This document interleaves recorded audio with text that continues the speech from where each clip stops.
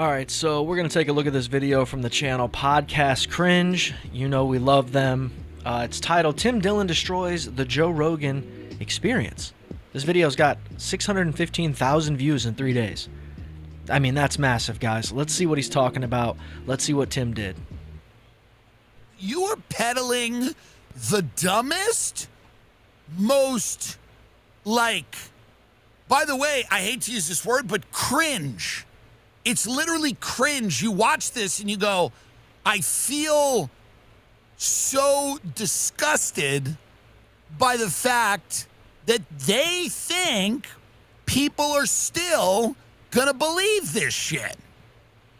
All right, so is that him immediately going at the JRE? If it is, I 100% agree. You know, this is supposed to also be a comedy podcast, so maybe Tim's being funny, maybe Joe is being funny. I just miss the jokes. I don't see the humor. I guess I don't get it. But it still exists.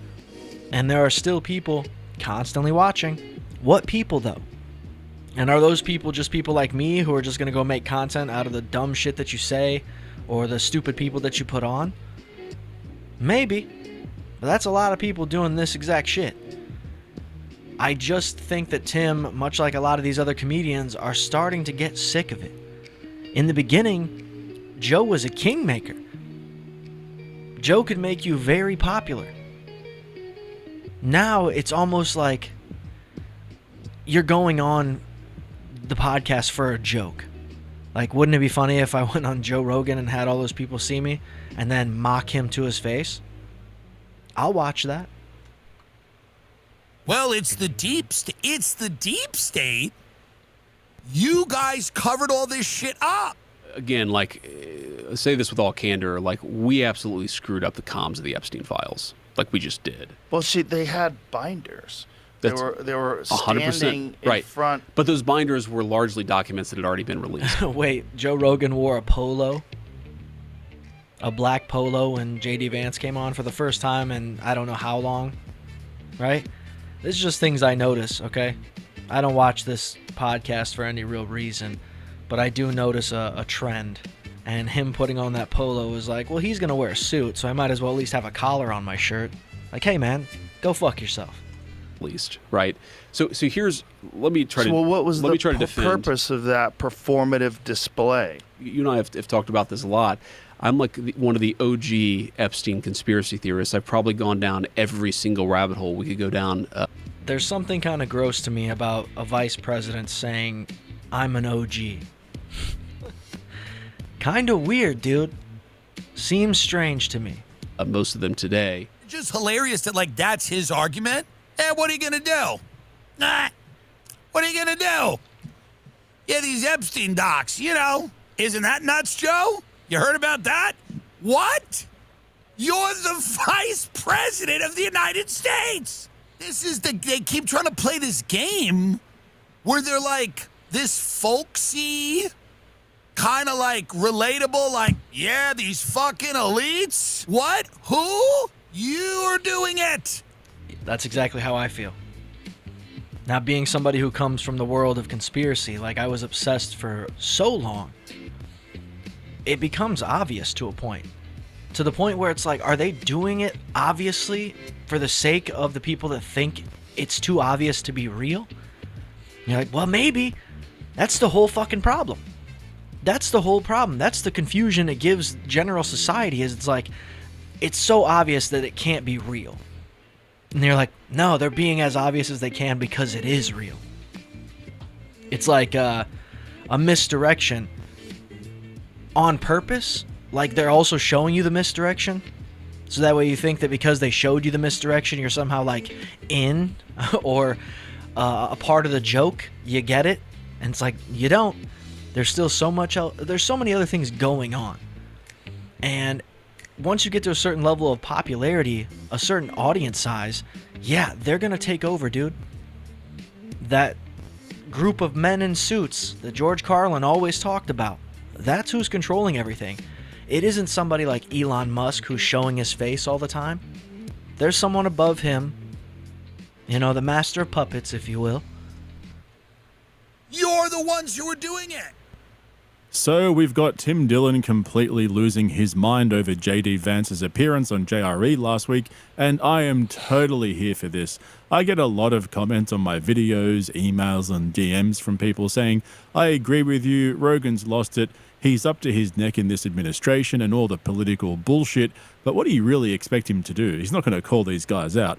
And my response to that is, well, basically this video. What Tim Dillon does in this episode is the perfect response to these guys that go on JRE, whether it's politicians. You also have to remember, he says he's getting comments and DMs from these people that are saying, you know, what is Joe supposed to do?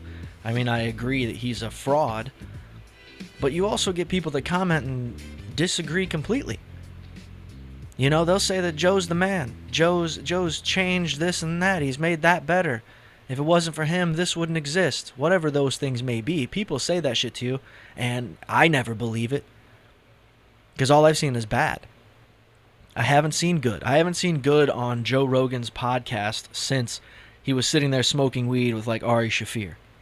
Right? 10, 15, 20 years ago. Billionaires, business people, commentators, you know, they just spout complete nonsense while Rogan sits there nodding along. This epic rant from Tim Dillon is now the standard. This is the expectation going forward, because this is what a response looks like when someone decides they've had enough. And for those of you who don't know, or if you missed my video on Tim a couple of weeks ago, Tim went from being a vocal supporter of this administration, endorsing them, having that seafood lunch with JD Vance where he... Well, they all kind of did. You know, they all kind of went from loving this administration and these guys to hating them. You know, saying that what they're doing is wrong, no matter what it is, and hating anybody that supports them. It's so crazy how quickly they flip. It's like, hey man, just stop giving a fuck, right? Useless. Where he came back on his podcast and just parroted all their talking points, to now completely ripping Vance and the entire administration apart. Like, there is no going back from this. Honestly, guys, I can't imagine watching Joe Rogan talk to anybody that isn't a comedian. Not that those people are not interesting, okay? The musicians and actors and shit that he's had on there. But it's like, I want somebody whose intention is to be entertaining. Not just tell you their fucking life story. We got that from late night talk shows in the 90s, early 2000s and shit. I don't know what Fallon and Kimmel do. I didn't watch that shit, but Letterman and Leno, they'd bring them on, especially David Letterman. He would purposely have on funny people to be funny, to make the show entertaining. You could have an actor on and find out like why he does what he does and what his next project may be, but it's like, is that really that interesting or entertaining? Not fucking really. So I'm biased in that way, but at the same time, it's like, Tim Dillon's not that guy. He's interested in politics. He's going to sit down and watch all that shit. So are so many other big channels, not just podcasters, but big YouTube channels will be like, hey, what the fuck? He can never have lunch with these guys again. He's completely burnt that bridge. And that's what I keep saying. There's no reason Joe Rogan couldn't do exactly this. He's the only one standing in his own way. Tim's showing him what it looks like to course correct, to effectively apologize without apologizing, and his audience is back on side after that massive backlash. That's the part Rogan doesn't seem to get. And if you want to see my more detailed breakdowns of exactly what I'm talking... All right, so he's got to do the mid-roll promotion here. I'm going to save you guys the trouble of hearing that. You can go watch this video yourself if you haven't already, but I did a video earlier saying that Joe Rogan is losing his audience, and that's because, dude, he is. He has been for a long time. But what happens when it does all go away? What happens then, dude?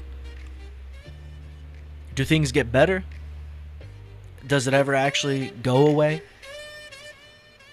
Probably not. But either way, hit the like and the subscribe on Podcast Cringe video, and then do the same here. Support the best way you know how. But until the next one.